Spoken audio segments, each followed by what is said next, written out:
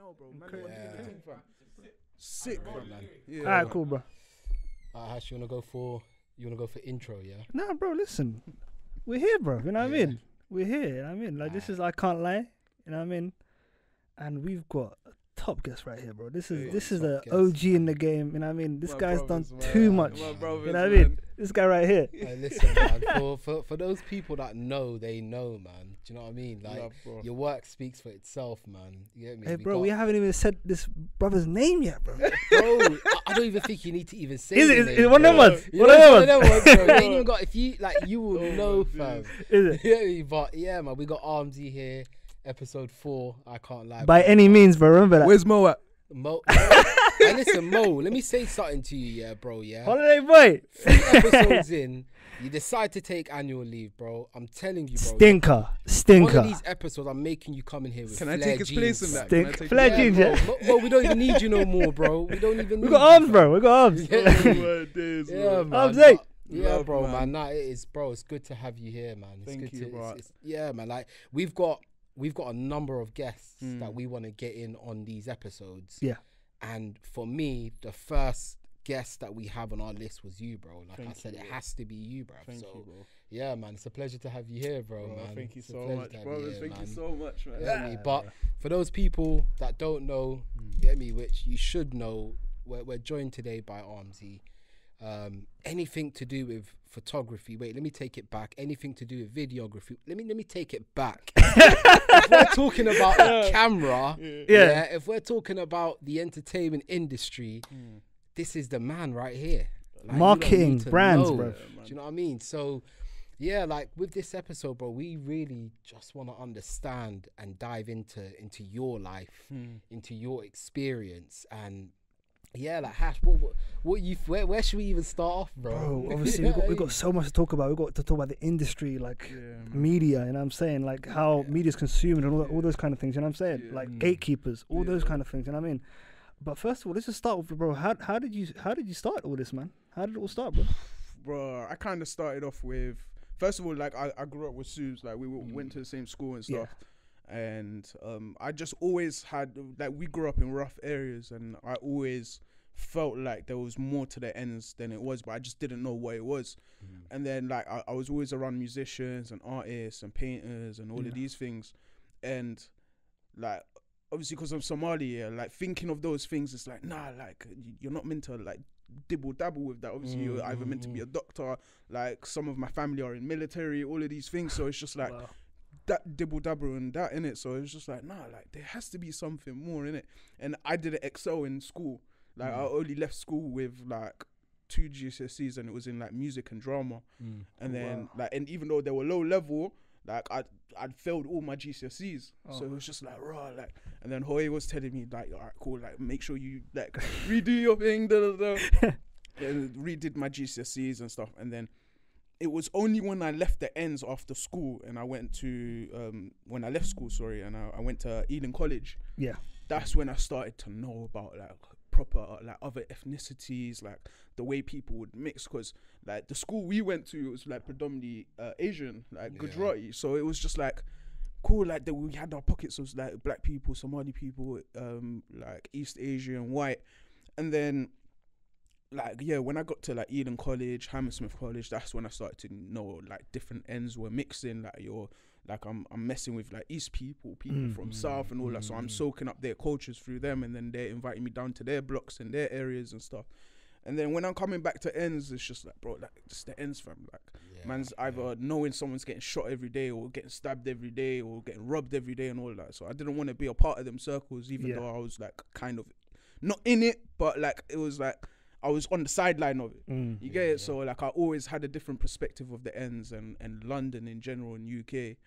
And then like coming from East Africa and my family coming from East Africa, like there's always like one type of mentality. If it's not education, then nothing else, innit? You get me? So 100%. that's one thing I always wanted to change, bro. Like that thought process, the kind of stigma behind it, all of these things. And when I knew that Instagram was blowing and like all of these things, like I knew something was there. And these are times when you're just putting up photos and shit. So I was putting up like freaking selfies and all of this stuff. Like when you're going raving and the freaking Island Scott and the big glasses with the freaking Shabala chain and all that. Filters as well, bro. Them grainy filters, bro. Yeah, bro. Like all of the you're putting 20 filters on. Like, bro, come on, bro. Like I used to put filters on filters, fam. Do you know what I mean, bro? I put filter on filter on filter and then put that into another app and then bring it back, bro. You know what I'm saying? But then even from that, like I was learning, bro, like there's a process here. You know what I'm saying? How can you replicate that process prior to it being on there?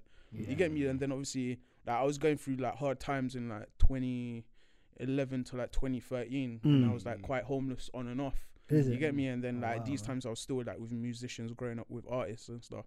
And then like one of my friends, like he had a kid on the way, and then like he used to have a YouTube channel, and then it was like he used to like do freestyle videos for people and music videos and stuff. And then he knew I really wanted to get into it, and then he was like, "Yo, take this camera in it. Like I'm having a kid now, so like I've got like other priorities." So that's like, how it started. Yeah. So he gave man the camera, and then I literally had like my last like 2-3 bills, bro. And like I was telling you this last night, like I'm not a guy that I hate owing people, bro. So it was like, bro, like this is my last piece here, take it, like take the piece in it, like cool. He respected that, bro. From there, like I'm just like on, like, I had my iPhone 3G, fucking iPhone 4, bro. Like I'm with the small one, bro, and I'm like typing on like how to use this camera or how to. And I'm there, like I'm looking at this thing, I'm like cool, like I'm taking pictures here, not knowing nothing. I'm like, yeah, bro, this is sick. Not knowing shit, bro. And then literally just learning on the job. Sorry to interject, bro. Yeah, like from my experience as well, like I know the position that you were talking about, being in a position where I need to do something, but I don't know what. I just didn't know what. And I feel like millions of people are in the same position. Like you've got 100 different things that you could do, but you don't end up doing. Yeah. How did you know for you? Like when did it click that this is the thing that I want to get into? I think it was like a little later on down the line when I was experimenting a lot more. Like I started to understand what the camera was, like what composition was, what these ISO is, knowing about color space, like knowing about editing. Like I'm a very technical guy, and then like I knew I had a sense of creative direction, but I just didn't know how to execute that. Like it was just this feeling. So now I understood how to execute these things, or like I've got the passion to actually sit there and listen to this boring YouTuber or this like go into these seminars and all of these things, and then I'll be like, okay, that's how these man did it. Like there was a lot of inspiration of like certain people and certain music video directors and all that. Like even like shout out Morgan Keys, bro. Like them man, like all of these people, like when they were doing their like music videos, SBT, Ade OG as well. Like I went college with him. These are times before Link Up TV what happened. And man them were like playing pool and all of these things, talking about like certain ventures and stuff.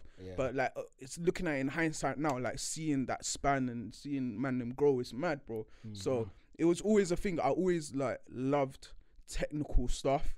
Like I was that kid like opening shit. So that's literally how it started. Like literally just like learning on the job. Literally like bro, I used to go to like fast forward, bro. I used to go to certain events, and be like, let me take your photos, let me take your video. In my head, I'm like, bro, I don't know how it's gonna come out, how it's gonna do that thing. But I was always that guy that like I loved putting myself in the deep end. So because like I grew up with people throwing me in the deep end, so that's the only way I learned. So from there is like how I kind of like built a rhythm of, okay, like you need to know these things, or like if you don't like something, understand why you don't like it, or like what's the way of trying to like build around it. Instead like when it's like a brick wall, 99.9% of those people would be like, fuck this venture, bro. That's the biggest thing. Sorry if I'm swearing. No, do your thing, bro. Do your thing, whatever you want. I'm a guy like, bro, like whenever I'm like, even when I'm like doing like certain workshops and stuff for like young people, I'll swear. I'll tell teachers like, yo, I'm gonna swear in it, because that's how I've done. Listen, people, like, you get me. So sometimes I'll people swear doing that. That's no problem. But bro, one thing I want to say. Yes.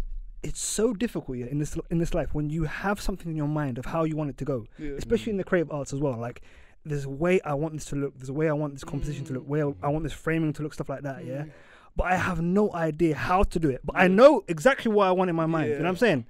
And bro, that kind of thing right there, like even putting what you have in your mind onto the screen, so difficult, bro. And this is why I rate Quentin Tarantino, because every journey from him coming up with, yo, this is how I want it, this is how I want them to speak, this is how I want the light.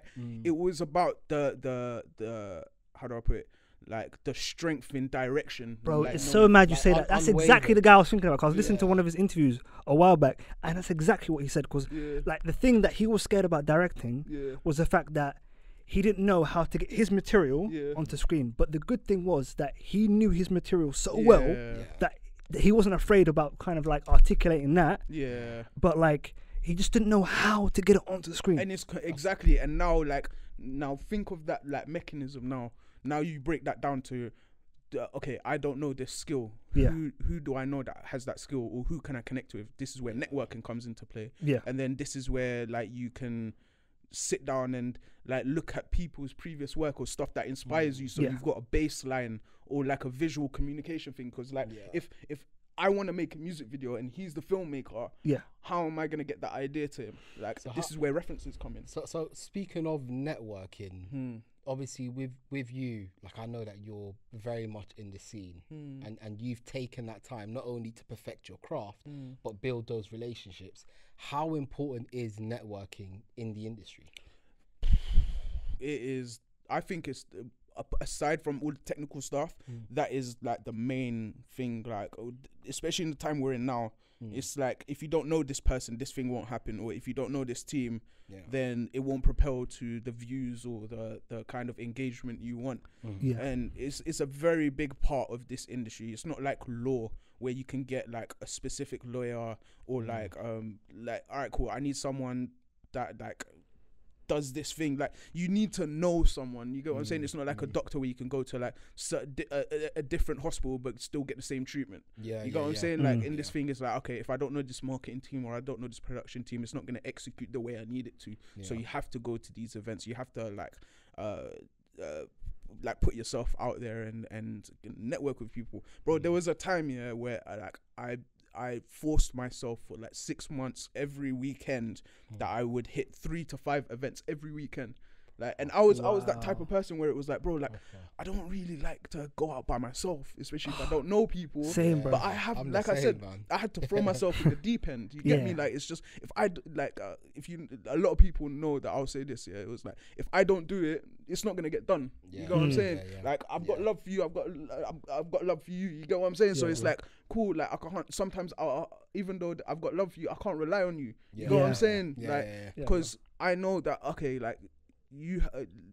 I'll go that extra mile because I have to get it done. You get what I'm saying? If I give it to like one of my brethren or like someone that I'm associated with, they might take a bit of time, and then that time will ripple into something else and something else. So like, nah, it's having that. Like, if it's something that you want done, you have a vested interest in it. You have a much more higher level of interest than say your brethren would, which means that you're going to do whatever it takes, even if it means working on something for 24 hours straight. Bro, like, I've had them nights, you know bro. Even recently, bro, the last project I worked on, I was on 24 like 36 hours with no sleep, bro. But it's only because of like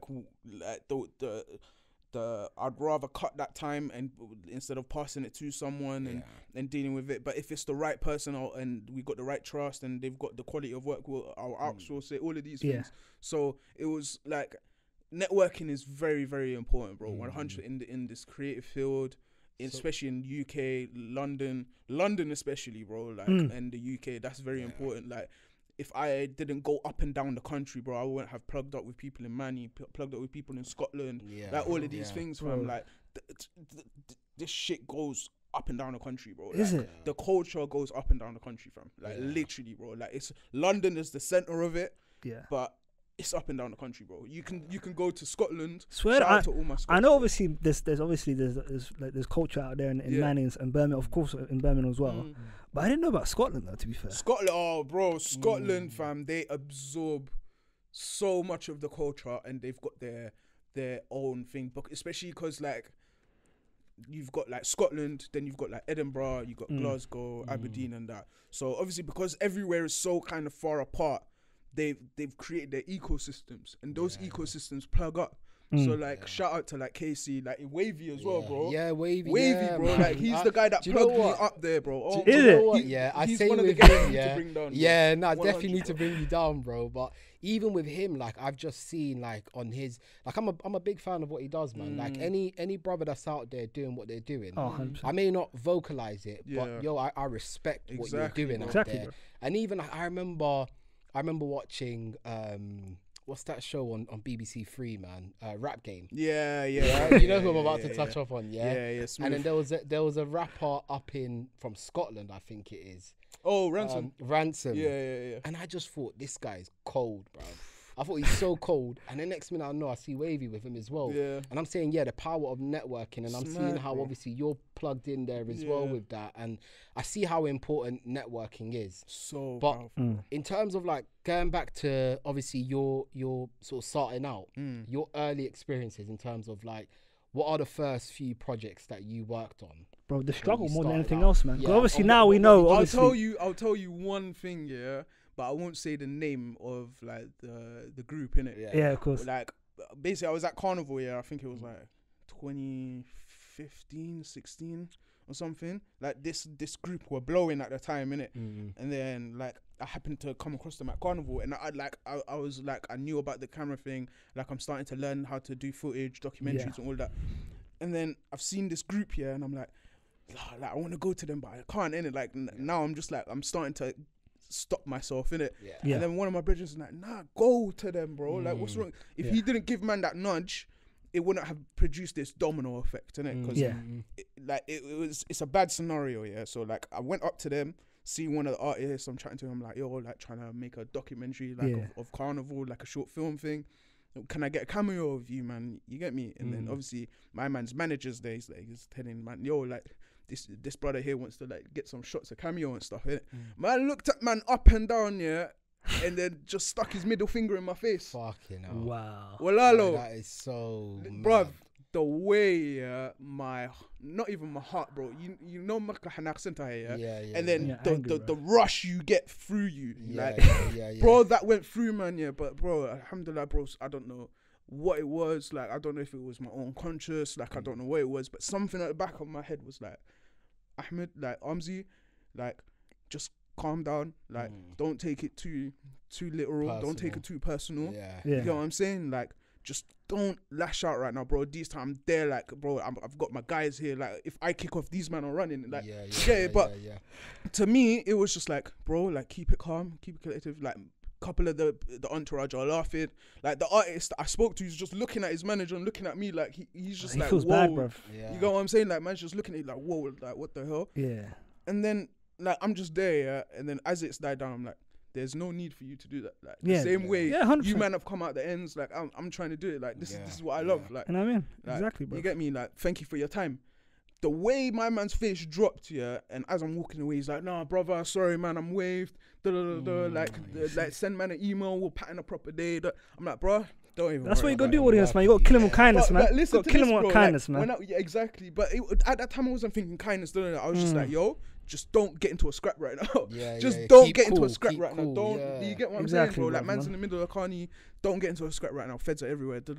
But that, like the walk back to my brethren from the entourage to like my guys, bro, somehow the road was empty and it was me walking back to my brethren, and that felt like 200 years, bro. Like walking back to my, in my head, I'm like, bro, like I'm happy I went through that, bro, because people in this scene are gonna be like that, and that was the first proper time. So I got even that. bro, even with that, you see when I'm looking at your thought process from start to finish, at start you're kind of self-sabotaging before you even went up to him.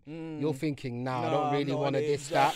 And then you get over that thought, you go and speak to him, and the experience isn't a positive one, it's a negative one.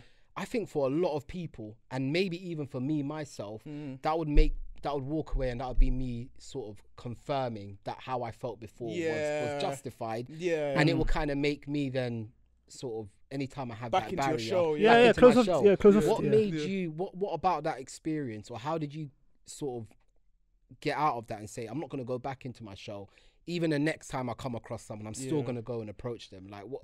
I just knew I was on the right path, even though it was a bad situation. Because like I forgot which book I was reading, but it's like when you're getting certain bad experiences from positive things you're doing, it's like it shows you that it's the kind of the right path you're meant to be on in a way, like which is kind of hard. Like I don't know the exact thing, but it's something along those lines. But to me, it was like I didn't really know this consciously, but it was like, bro, like I pondered on it for time, bro. Like it was like a thing where it was like, bro, like cool, like I've experienced that and I handled that mad, but is it always gonna be like this? Nah, it has to be just the pocket of people or the type of people I'm connecting with. So it expanded my thought process for networking and how to network, how to approach. You know what I'm saying? Compared to just locking off. I'm not gonna lie, for 48 hours I didn't want to do the thing. That's what of course, bro. You know what I'm saying? I was punching up that bag for time, bro, because I was gonna punch people's teeth out, bro. Like, you get me, bro? So it was a thing where I was just like, nah, like I need to, like, there's something there, bro. Like that question came back again. Like, there's something here, bro. Like, what is it? Like, you get me? For your approach was good. You did this right. You were still scared out your wits. But the way you handled it was different. Is that my superpower right now? You know what I'm saying? Like, that's how I thought, bro. You get me, bro? I'm like, bro, like, bro, being on Bali eating ends, bro. Like, it was my superpower. But, bro, like, it was just a thing. Gotta have a superpower. Gotta have a superpower, bro. So, but, bro, like, it was just a thing. Like, is that what I'm good at? Like, you get me? Like, how, like, I need to be more confident in what I speak. You get me? Like, we've come from ends where a lot of stuff's been suppressed, physically, mentally, emotionally. So, me speaking at that moment, even though that ultimatum was given to me, like, either it's a fight thing or either it's a thing of like just eating shit just there and then and handling it the way I did. So luckily I took the other route, bro, and it trajected man differently. Like you said, bro, like I could have gone the other route and it could have just been like, you know, F this. I'm just gonna go work at the warehouse and go do whatever. But if that, alhamdulillah, bro, I always say this, bro, alhamdulillah, that happened to me because that just put so much stuff into perspective and a lot of internal questions I had. You know what I'm saying? And it just made me think, bro, like, all right, cool. If I've experienced that, there's going to be X amount of people experience that. Don't take it personal. You know what I'm saying? Just everything, like, just if you come across a situation like that, don't take it personal. And then, like, understanding separation between, like, friendship and rapport and, like, actual, like, business and all of that before even knowing and implementing that. So I had to kind of, like, the way my mind was set up was like, all right, cool, like, just try and work on the good side of it. You get me? Even if people, like, speak to you in a certain way or treat you in a certain way through projects, just work in this way. See what comes out in this, because you know the outcome of this side, bro. You already know the outcome. You get me? And the worst thing you can do is either dead or jail on this side. I don't want to go there, so I'd rather just be on this side of the stuff. Bro, speak on how in our community, in the Somali community, how there isn't any kind of push for us to be in the kind of the creative arts, stuff like that. You know what I mean? Things like that. Because, like, for me, I've always loved film, movie, television, stuff like that. You know what I'm saying? And just kind of even thinking about now, you know what I mean? And I mean, I'm a big man, you know what I'm saying? But for me to even, like, tell my parents, tell my family that you have any kind of aspiration towards that, it's so difficult, you know what I mean? I laughed at, bro, when I told Hoya and the family, like, bro, like, I want to do this camera thing, like, I want to take photos, I want to do, like, video. The way my family laughed at me, bro, to me, it was mad, but to me, it disheartened, man, but in the right way, because like I said, like, the way my family, like, was built is, like, through certain things, like doctors, military, like, their own businesses, all of these things. So to me, it was like, I'm the only person in my whole bloodline that is thinking of this.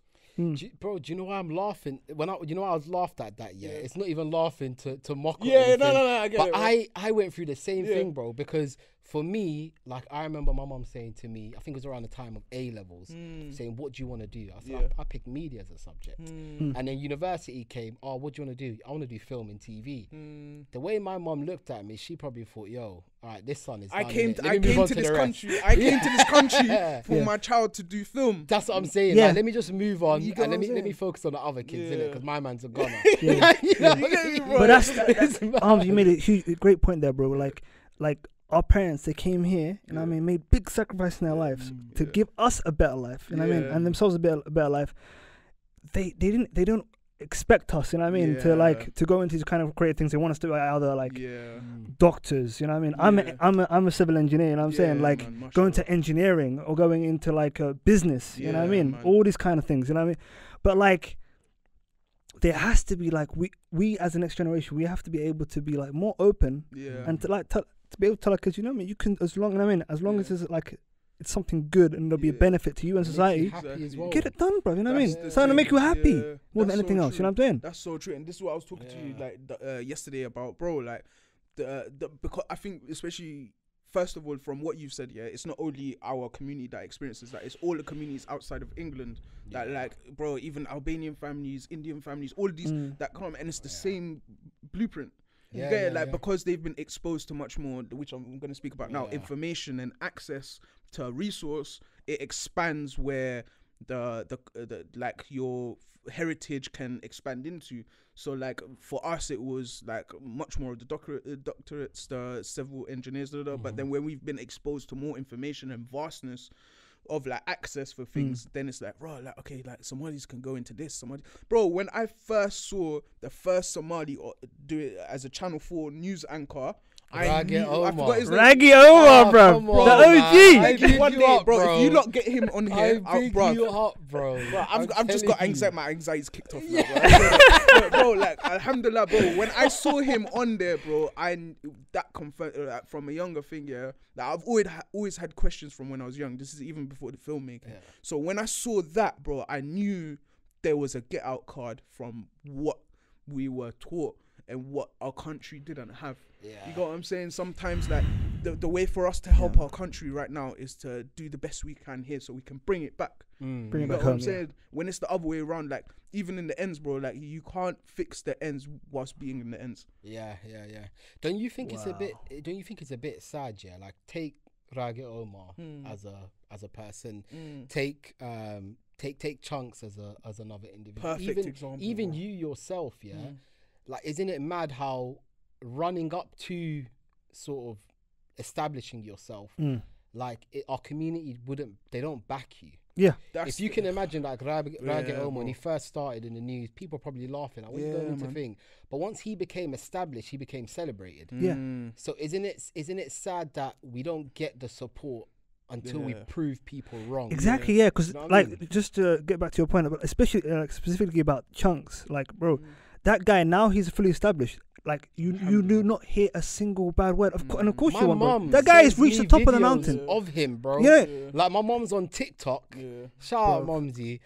She's on TikTok. That's another thing. Sending me TikToks of madness, bro. But she's sending me Chunks and this and that, and I'm just saying, bro, like that makes me happy, bro. Do you know what I mean? It makes me happy that our people are celebrating. Bro, he's such a freaking fantastic guy. You know what I mean? Stuff like that. Like I know people that like a whole list of people. You know what I mean? I've got people that know him. I know people that know him, and like they only have positive things to say about him. You know what I'm saying? Like, and I'm not surprised. You know what I'm saying? How can you not love that guy? You know what I mean? Armzy, from your side, obviously starting out, sort of linking it with this, sort of people not celebrating you at the start, or maybe not even supporting you. Who are, and this could even be like, a shout out, innit? Like, who are a few people that you can think of off the top of your head that right at the beginning believed in you and were like, you know what, we trust you with our work. We want you to. Do you know what? Shout out Nathan Hector, bro. Like him, like he was the reason why I got on D Block's first ever tour. Sick. Like that was like bro. Shout out to him, man. He's a brother from another mother, man. He like, and shout out to Bones. Like if I wasn't in Nero, like if I wasn't at them man's show, I wouldn't have got to know Nathan Hector. I wouldn't have got to have this chemistry with him and document stuff. And then for him to see man's portfolio and see man's energy and be like, bro, like I didn't care about getting paid for nothing, bro. Like it was just a thing. Like let me turn up, like just let me turn up and let me like give you lot content. So I was going to shows, going to like bro, like I was like hiding behind entourage with my camera on with no ticket, like cutting through. You get me? Security not checking man for nothing. I could have put some Mazzes in. All of these things, bro. Like there's a lot of venues that have very bad security. I'm not gonna say these places, but alhamdulillah they fixed them now because of certain things. Like, but the thing is, bro, like shout out to Nathan Hector, bro, because like the way he saw this vision in man and like brought me on board to the D Block tour that he was hosting, it was like I thought I made it because of that, bro. Like it was just a thing. Like I appreciated that because it was like, raw, bro. Like these man want man to tag along because like of what man's doing. You get what I'm saying? Like man did it like, and that's what I loved. I never focused on money because I knew that was coming later. I had to be aware of the fundamentals first. I had to make sure I predetermined certain things. And then obviously that when Instagram, Twitter and all these things were blowing, like it made my understand about trend straight away. Yeah, and bro. Predetermining trend. Yeah, that's what I want to talk to you about. Like, because I watch a lot of your stuff, and like the amazing thing, like you use slow-mo like so effectively, slow-mo, man. bro. I think I was telling Subz and Mo, like, so bro, I'll fight someone. If someone comes to me on a project and I'm not allowed to do slow-mo, bro, I'm not doing bro, that. there's got to be a little bit. Yeah, you know what I mean? a little bit. There's some stuff that you did for a couple of like mental health charities, stuff like that, and even in those, there's like a great couple of shots of slow-mo and things like that. So, bro, just like give us like a bit of insight into your kind of like your references and kind of things that kind of inspire you, before projects and stuff like that. I'd say Michael Bay, because like I grew up on like Bad Boys and all that, and the way like you see like in Bad Boys 2 when his sister gets nabbed, bro, the hero shot, the slow motion, bro, the way that absorbs time and emotion and the sense of the way the story has bended all in one shot in like less than 15 seconds. Bro, when he's on the phone, he's like, this shit just got real. And I'm like, yo, see, man. like the movie, man. Bro, like to me. I know, bro. He's talking his language, he's talking about language, but I love it, bro. I'm a cinephile, fam. I love it. Bro, I love it. Fam, that, I don't know what it was, but that inspired me so much. Like, it answered certain questions for me after when I absorbed that, because I was like, bro, like, man conveyed so much stuff in one shot. How do I do that? Yeah, you get what I'm saying? Like, I can't do chop. You get me? People's attention span is getting smaller and smaller. We're gonna go into that, bro. We're gonna go into that. Like, we're in the age now where it's mad laziness, but it's mad like if you utilize certain things in the right way, it will benefit, man. Yeah. But so for me, it was like, bro, like Michael Bay, yeah. Michael Bay, bro. Who else, bro? Quentin Tarantino, of course, the OG. Who else? John Woo. Wow, that's interesting. You say John Woo, you know. You know what I mean? Or like hard boiled, yeah. You love those. You love those action films, yeah. What a guy, bro. You know what I mean? Who else, bro? Bro, do you remember Mission Impossible 2 when in that shot with the doves and that slow mo with the motorbike? Yeah, bro. All of that stuff. Face off. Face, bruv. There you go. This is my guy, bro. John Travolta, Nicolas Cage, Gone in 60 Seconds. All of those things. And my thing as well, soundtrack. Soundtracks are very important. Mad. Very important, fam. Like, it's only like recently, not even recently, like a couple of years, I've started to appreciate soundtracks a lot more. And I understood the connection between film and music a lot more. Yeah. Where I knew subconsciously, but I didn't know on the forefront. You get it? And it was just like, bro, like, if you can create a way of connecting this, that, which I'm still in the process of. Yeah. But like, this is why I'm happy. Like, people like Rap Man and what's his name, bro? My man that did the video. His name was just there. What video is he talking about? Nah, it's like I forgot what the music video. He does everything on a music on his phone, and then like a storyline will happen. Everyone will freeze. And then the artist will come from North London. I think so. Styler. Smiler. Smiler. Man said Styler. Do you know what's mad? Yeah, even with Smiley, I'd love to shoot something with him years ago, and I'm talking about maybe 2010. They were a part of the was it Double S? Yes. Smiler and Vortex. You talking about Marvel Crew? Yeah.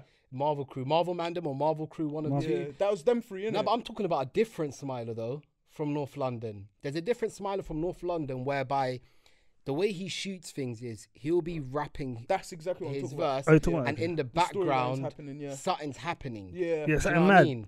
So yeah. that is such an interesting way of shooting and getting. And it was all on the across, iPhone. man. All on the iPhone. Like it made me understand. I don't know about everyone else. The importance of narrative compared to like having a camera or having this and that the other. Like man would have a phone and choreograph the scenes happening, figure out the durations of how to go around the block and figure out when my man's verse is gonna come in for this thing to happen in the background. Like that is so much more vital now. Yeah, all the blocking, innit? Yeah, all the blocking. Do you know See, what I love this guy. do you know what I think? Yeah. Do you know what? Yeah. Do you know what I think was so interesting to me? Talking about the way a video is shot, and I think it's the first time I might have seen it in the UK music industry.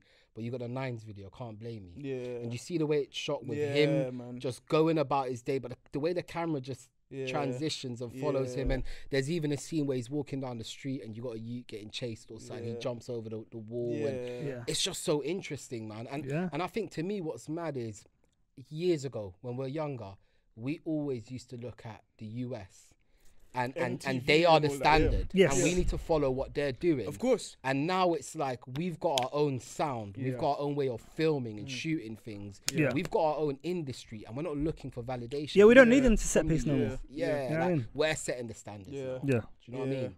And that's the good thing. I'm happy you said that, because the consumerism to like from content to consumer has been cut down so dramatically now, where like you can like literally record something and off this and upload it to YouTube straight away. This is what I was saying earlier about messing around with it and then utilizing it. That's two different things, bro. Exactly. You get me? You can chat to girls and get news and do this, that, the other from your phone, but when you're actually writing up an email or like taking references of a photo of a place you want to shoot, or using that as an audio as a journalist, you're utilizing that gadget compared to like just exploiting it for like pleasure. And that's where the level of difference of someone you can see. And this is why like sometimes like if you like me when I go on the train, bro, I realize I'm on my phone and I look up and everyone's on their phone like this. That's when I put my phone away and I'm like, bro, like I'm in the Matrix now. Like you get me? Like I'm like, no, I need to. I'll plug out my headphones. I'm just gonna listen to the sounds of the freaking train tracks, because bro, like man's so in it now. Like what the hell? Like everyone's just, and then it made man understand. Okay, cool. Everyone's on the thing like this. How do you get something you're working on or filming on to them? You get me? It started making man understand about marketing and like how do I put it? Like not subliminal, but like stuff that like emotionally attaches people. Like whether it's through sound design, whether it's through like colors, like even every year, like there's a certain color scheme that like brands kind of tailor to that kind of trigger people emotionally to understand that. That's why when like every year Christmas is like red and gold. Everything you see is red and gold. You get me? When it's like summer, you'll see like the yellows and blues and all that. You get me? You start to absorb that, man. Yeah, bro. Like, but the only reason I led into that because of certain questions I had. So if I didn't have them questions and didn't push myself to, because I didn't really have a mentor. Like I had mentors here and there to show man the ropes, but everyone else in the scene, bro, like 5-10 years ago were holding all of their cards close to their chest in media, especially in media, and especially, bro, like especially being a Somali person, a black person, a Muslim person, and then like going to all the Adan people in all of their industries, bro. Adan means white. Sorry. Adan, yeah, man. Adan's white, bro. Like, but like, bro, like it made me understand that. I was talking to you about this, bro. Like these industries, the music industry, the film industry, like broadcasting, all of these things have been around for like fucking 100 years. You know what I'm saying? Obviously, broadcasting is the youngest one, which is like 67 years or whatnot. But everything else too, that like even like World War I and II propagandas, you know what I'm saying? The way they worded them, like we need you. You know what I'm saying? Like all of those, bro. Like all of these things were triggers. You got what I'm saying? Like it's not like, hey, like come sign up. It's like we want you. So my man that is going through something or is pissed off at the Germans and he's seen that I want you. You want man to go to, all right, cool, I'm coming. Like it triggers. It's the truth. Like it's emotional. It's emotional triggers. Triggering people emotionally. All of these conglomerates and media, like the big brands and that, they know these things. You get what I'm saying? So it's like, how do we use that as a selling point, or like how can we map that into a content for someone to convert the person watching into a sale? Bro, it's amazing you say that, because like all the things that I've seen from you, in terms of like all the techniques that you use filmically, all the marketing stuff, all the networking stuff, has brought you to a position where, bro, now you have Bad Milk in it, and bro, like some of the stuff that you see on there is incredible, man. And the kind of companies and the companies you're working with, stuff like that. Shout out to Tuff and Andrea. You know what I mean? Yeah, bro, talk more about that, man. Please, man, please. Bad Milk here, we established that like literally at the beginning of lockdown. So we happened to have. So what is Bad Milk exactly? It's a creative film studio, is that correct? Film studio, yeah. So we didn't want to go by the production house. Like we wanted to kind of be out of that type of noise and sentencing. So we were like shout out to Tuff, man. He's like there's like 3 of us at Bad Milk. Initially there was like 5. The other 2 like helped us build the idea, the mapping, all that, and they're on like bigger and better things, alhamdulillah. Like they're doing their things, like we'll always support them and stuff. But now there's like 3 of us, so like me, Tuff and Andrea. And like Tuff, shout out to him, man. Like what we'll do, like when we're making projects, even when we were figuring out the name of this, we actually had this as a like temporary name, and then like he calls it placeholder. So like let's say we're doing a project and we don't know the name of it, we'll be like, call it Sky for now, just so like we can move forward. And then it eventually becomes that, because like we've understood that. So it was a thing where it was a placeholder at first. And I remember like all 5 of us were around the table one day in the gallery, and then we're just like writing bare names, bro. Like we're calling each other at like 3 a.m. What about this name, fam? Bro, cool. we did the exact same thing. Oh my days, bro. One of you man said, I can't lie, bro. Like you man were like, what? Yeah. He must have said like 100 times, and we're like, yeah, let's go with that then, innit? It's the same thing, fam. Like the maddest thing is, like we clocked, okay, like, all right, cool, Bad Milk. Alright, cool. Like, how are people gonna like react to it? So what we started doing is just chatting to our brethren, like here and there. Like, obviously, certain times you shouldn't chat to people about your plans, because sometimes like it might flop or you might look bad. But it was just like, like, what do you think of Bad Milk when that comes to your head? Like the subliminally, we're putting seeds in certain people's head. Like, what do you think of this? What do you think of that? And from their reactions is what we knew that, bro, it sticks. Because when people think Bad Milk, they think cheese, or they think this, or they think that. So we're like, all right, cool, we're gonna work with that. You get what I'm saying? Like, if you're speaking the word Bad Milk, we've already won without you even saying anything. And that's what made me clock the psychology of certain things. So this is when I started reading on certain case studies and like the way people digest visual and audio and touch and all of these things. So like, why do you think like certain brands do like physical link up things, or give you the drink, like free drink here? It's for you to say, raw, like these man from Coca-Cola gave me a drink, so the next drink you're gonna buy is Coca-Cola. You see what I'm saying? Like it's all of these things that like, and that's what like I've never learned from a course. You get me? Like I've got a BTEC equivalent, which is like an A-level equivalent. That's the highest form I've got. You get me? But from what I've worked with and the type of brands I've worked with and the artists I've worked with, they've never had to vet man for like a job would. Like, what's your records? They'll see man's thing and be like, bro, like, let's have. You've got a body of work, man. You've got a body of work. And that's what made me love this industry a lot more, because it was like, shit, like I'm kind of not excelling on paper, but like from the way I speak and how I can engage with someone's brand and help them figure out certain things, that's where my value is. Armzy, bro, all you can hope for in this life is like a meritocracy where the best people are the ones who rise to the top, no matter who it is. You know what I'm saying? It doesn't matter where you're from, doesn't matter what uni you went to. You know what I'm saying? It depends on your skills, your work ethic. You know what I'm saying? And what you bring to the table. But that's the thing. Even with when I look at like degrees and